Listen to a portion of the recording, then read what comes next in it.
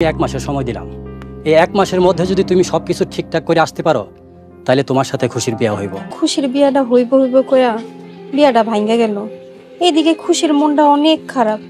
তাহলে যৌথ ফ্যামিলি নাটকের ৭১ নম্বর পর্ব কবে আসতে চলেছে, কি ঘটতে চলেছে পরবর্তী পর্বে, তাহলে পরবর্তী পর্বে টানটান উত্তেজনা নিয়ে কি শেষ হবে নাকি পরবর্তী আরো কোনো পর্বে আসবে, তো এই সব কিছু জানতে পারবেন আগামী পর্বে। তো আগামী পর্ব দেখতে হলে অবশ্যই আমাদের চ্যানেলটি সাবস্ক্রাইব করবেন এবং পাশে থাকা বেল আইকনটি বাজিয়ে দেবেন, কারণ আমরা এইরকম নিত্য নতুন নাটকের আপডেট সবার আগে দিয়ে থাকি।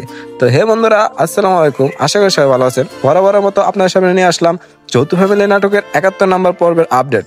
তো এই পর্বে আপনারা দেখে ফেলেছেন যে অরুণ এবং খুশির কিন্তু বিয়ের কথা আবার পাকাপোক্ত হতে যাচ্ছে এবং সে কিন্তু তাদেরকে ১ মাস টাইম দিছে।